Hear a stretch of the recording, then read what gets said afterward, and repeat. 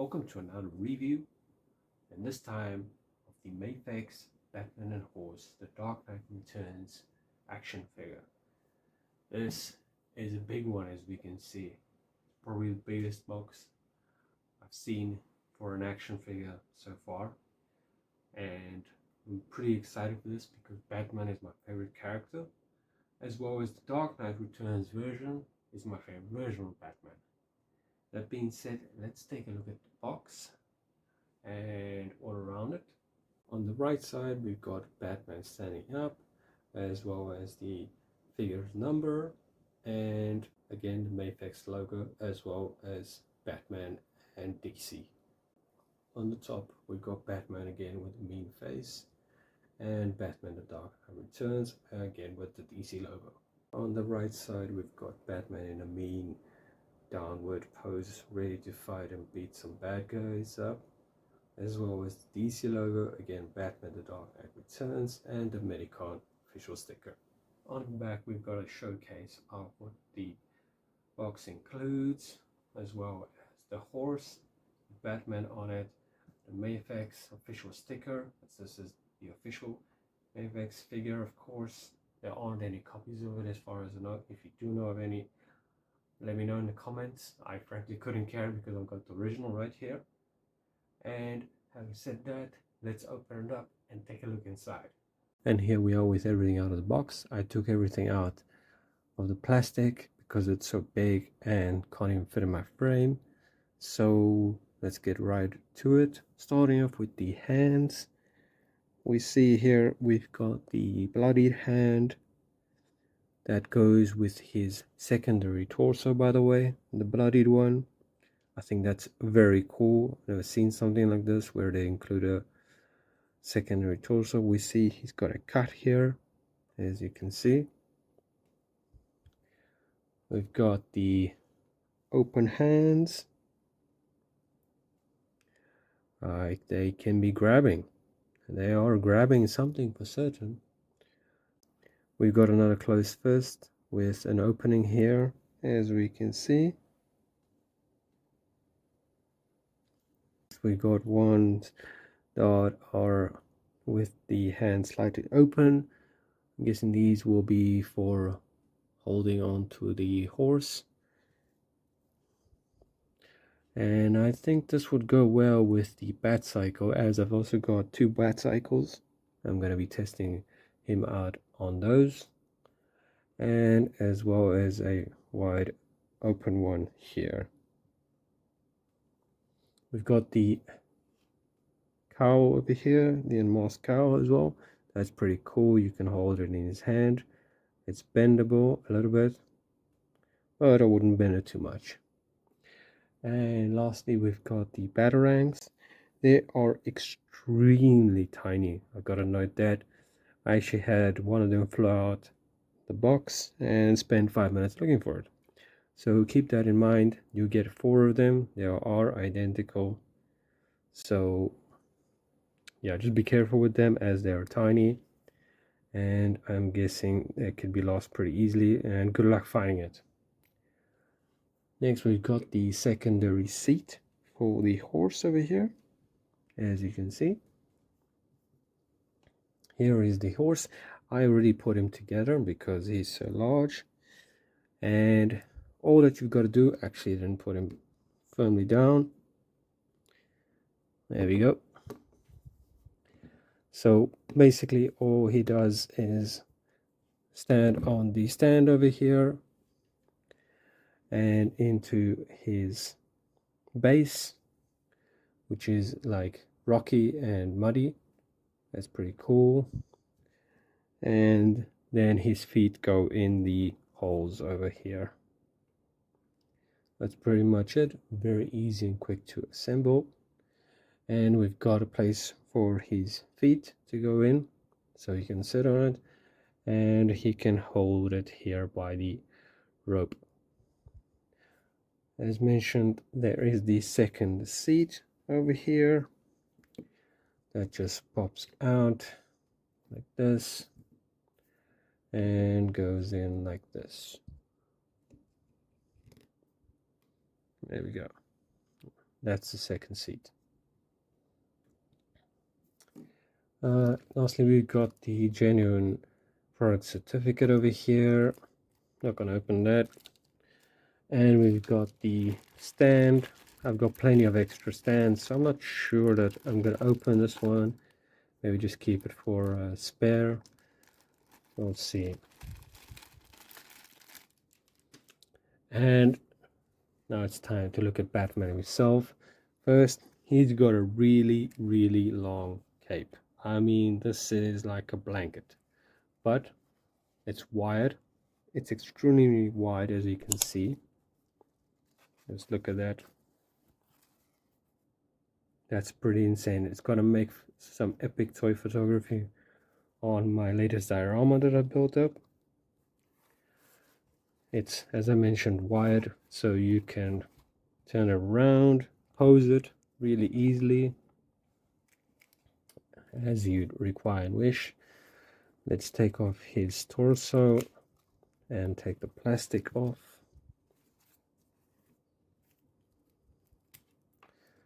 Right off the bat, I can say this is really well done. The pieces come off easily and they stick on tight. Really feel like a authentic and original action figure, unlike the bootlegs. The articulation is absolutely flawless and excellent all around. Let's see how far his feet bend.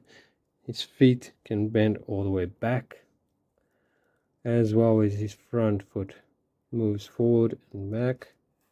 Really, really easily articulated and well done.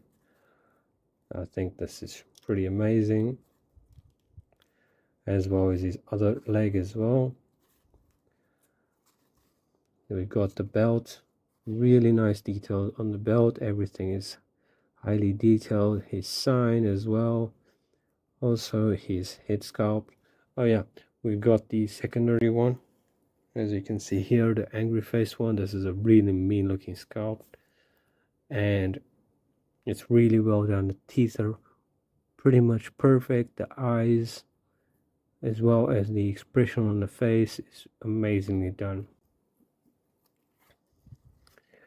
We've got the hands moving 360 with no problem, as you can see. The face can look up like this as well. Almost do a 360, I just don't want to do it. On the back, we've got a really muscular body, as Batman should be, unlike some newer Batmans out there. Not going to name any names, but I'm not a fan of them. Anyway, let's take off the head. The head comes out so easily and fits in perfectly. And putting the second one, fits in like a glove and looks amazing. Yeah, excuse my noise from the cape, but it's really big. That's what she said. Yeah, I'm really happy with this figure. Been looking to get it for a very long time. Finally managed to find it and bought it right away. I've got the other Mafex Dark Knight Returns figures coming in next week as well, the blue version. So next week I'll have a review on those as well. Again, the cape is just amazing. For a flying shot, this is going to make a hell of a scene with Batman gliding down. I'm going to swap out his torso and take a look at that. Okay, we're back. I got the torso on. Do note it's a very tight fit and a little bit difficult to get on, so just be careful when putting it on. I did heat it up just a tiny bit. As it is a real figure, I'm very careful with damaging with the heat. Always be careful when you heat up your parts, of course. So now that we've got the gashed out torso, I think it's only fair to put on his bloodied hand as well. So let's go ahead and do that.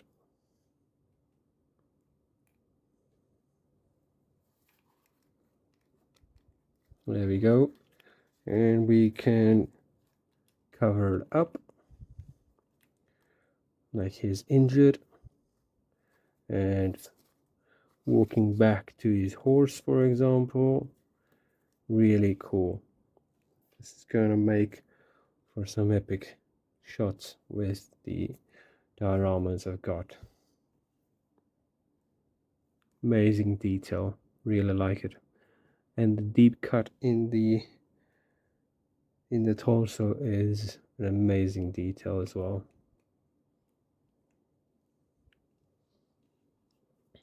So we got the cow again, as I said. Let's put on some different hands and take a look at it. Batman just posing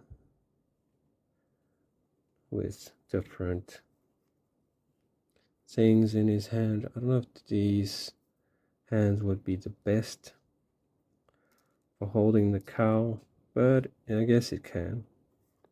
There we go. That's pretty cool. Yeah, I really dig the articulation on this figure. It's absolutely perfect in my opinion. The cape is glued on here, so keep that in mind and rip it off, just in case you wanted to do that. How about that cape, eh? Jeez. So some gliding shots, as I said earlier on. This is going to be an amazing figure. Let's get him on the horse and see how he looks on there. Something to note, these are the hands. These ones in particular are the best ones for using with the Batarang. They won't fall off, because the other ones obviously are wide open and the Batarang just falls out of them. So just noting that quickly before I get him on the horse. I will show you now. Here he is holding the Batarang. Oh, there we go. Holding the Batarang. Really cool. And the detail on these tiny Batarangs is really nice. Okay, I'm going to get him on the horse and I'll be right back. Here he is on the horse. I've even got the hand holding the rope over here. Got his feet in. Got the mean face on. And the bloody torso. And Batman is off to recuperate. The cape doesn't reach down. I guess that's why they've got it so long, so that it can sit on the horse without touching the ground. Here he is fully in frame. All in all, the horse is pretty cool. Unfortunately, it's not articulated. It can't move, and nothing is movable, so it just stands like that. But that's still cool. You can move Batman around as much as you want. I actually have the Dark Knight Returns statue, the biggest version one, because there are two versions. I may do a review on that. I've had it for 3 years now. If you want to see a review on that, let me know that in the comments below. Actually, I'll bring it for comparison. Of course, that is a statue, so this is an action figure, but in any case. So here he is for comparison next to my Batman the Dark Knight Returns Call to Arms statue. He is much smaller than him, of course. There is a smaller version of this statue, but I got the biggest one at the time. It's amazing. It's a sculpture, of course. Nothing is articulated on him. You can't move him around. But it's awesome. And his figure as well is amazing. Glad to have this in my collection. And looking forward to getting the rest of the Batmans next week. And be on the lookout for reviews for them, as well as many more other figures in the coming days and weeks that I'll be reviewing. Giving this Dark Knight Returns figure a 10 out of 10. So that's gonna be it for this review, guys. Hope you enjoyed it. Thanks for watching. Let me know down in the comments if you've got any questions for this figure, or if you like for me to do a review on my Call to Arms Dark Knight Returns statue that I just showed you. It's an old one, but one of the best Batman statues out there in my opinion. I'm not sure if it's still sold. As I mentioned back then, I got it 3 years ago. Nevertheless, this was the review of the Mafex number 205, The Dark Knight Returns action figure with horse, and I'll catch you in the next one.